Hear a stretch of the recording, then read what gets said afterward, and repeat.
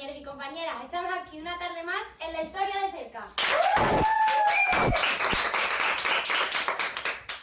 Hoy centrándonos en el barroco, a continuación vamos a ofreceros una breve introducción y para ello vamos a darle la bienvenida a nuestras maravillosas concursantes.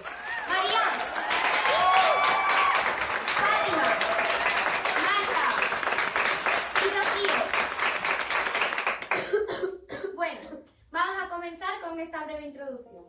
El barroco se desarrolló en España durante el siglo XVII. Durante este periodo hay tres monarcas que se suceden en el trono. Son Felipe III, Felipe IV y Carlos III. Con este último se acabó la dinastía de los Austrias en España.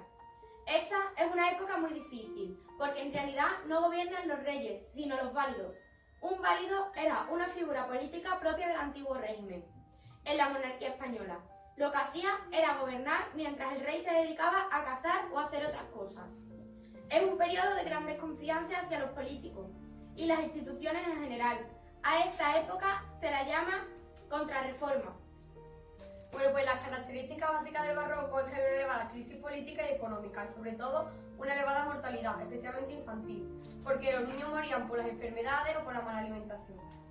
En esta época hay un cambio de mentalidad. El mundo deja de entenderse como se entendía. Esto sucede porque un científico llamado Copérnico describió que la Tierra giraba alrededor del Sol y no al revés como se entendía hasta ese momento. La Tierra deja de ser el centro del universo y esto hace que la gente se sienta engañada. Antes del barroco hubo un movimiento artístico al cual se llamó Renacimiento.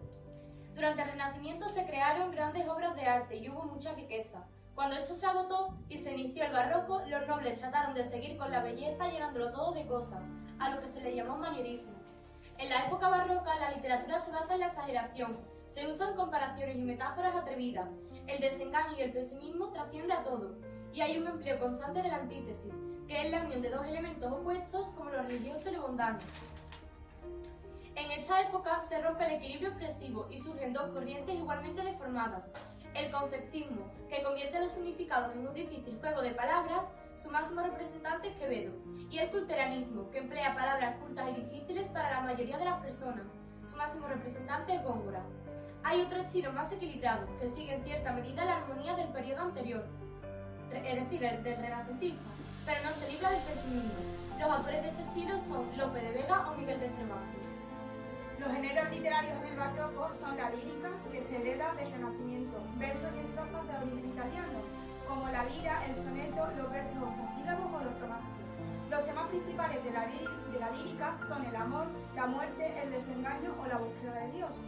El teatro de este siglo logra cambiar la fórmula tradicional que se había hecho en el teatro hasta este momento.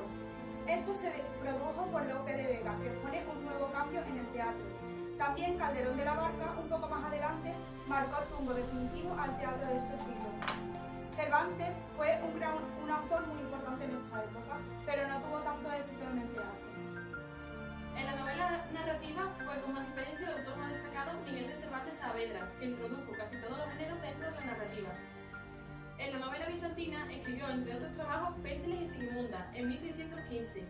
En la novela corta de estilo italiano, escribió las novelas ejemplares y la novela caballeresca. Fue en este género en el que más destacó su obra, porque escribió entre 1605 y 1615 Don Quijote de la Mancha, que fue una crítica de los malos libros de caballería. También hubieron otros géneros que cultivaron otros autores, como la novela picaresca, en la que destaca obras como Guzmán de Alfarache, de Mateo Alemán, o la segunda parte de Lazarillo de Tormes, de Mateo de Luna, o el romancero, en el que se trataban temas religiosos, mitológicos o pastoriles. Muy bien, vamos a dar comienzo a la ronda de preguntas para poner a prueba a nuestras concursantes sobre esta maravillosa época. La afortunada ganará una fantástica medalla barroca. ¡Comencemos!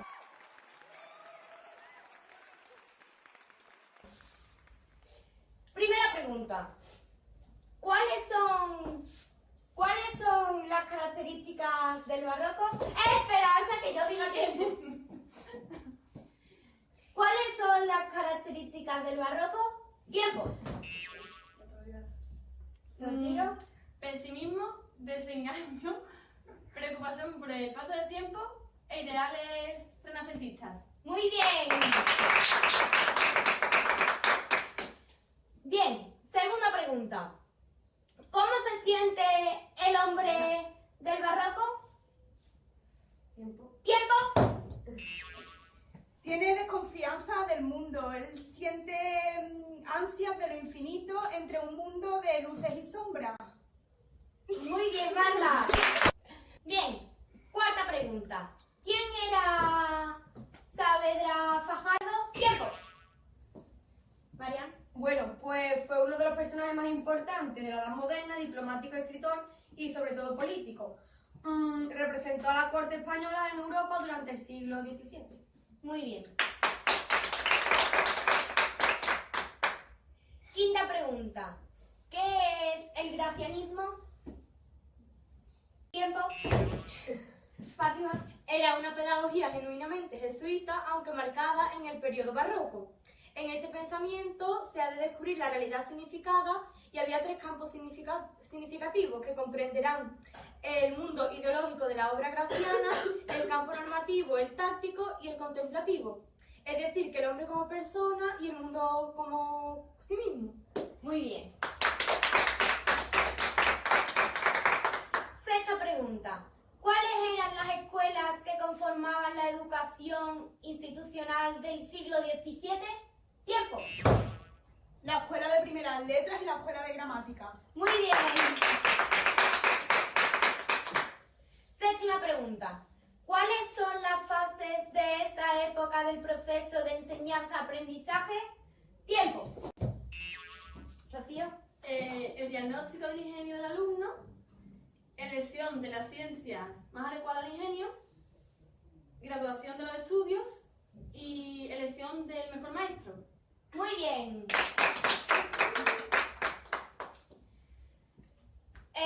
Octava pregunta. ¿Cuáles son los tres tipos de ingenio? Tiempo. Fátima. La memoria simple, que es la aprehensión de los términos y sentencias que contiene la doctrina, sin entender ni saber el por qué es así. La memoria, la imaginación, comprensión y retención de la incapacidad de llegar a conclusiones por uno mismo, y el entendimiento, que lo posee quien es capaz de aprender sin ningún maestro. Muy bien. Y como tenemos un empate, por último, para terminar, nuestra ganadora será la que me haga un breve resumen sobre el trato de la educación en la España de la infancia. ¡Tiempo! Marta. Vamos a ver. Los niños y niñas tenían un trato con la madre desde el amamantamiento, que duraba entre los 2 y los 3 años. Los niños se educaban y aprendían a vivir por su propio aprendizaje, con el diario contacto con los adultos. Este aprendizaje social se basa básicamente en la experiencia.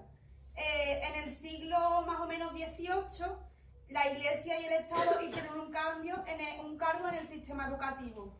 Entonces se desplazó la intimidad en lo que es el aula doméstico y se apartó a un marco en la escuela.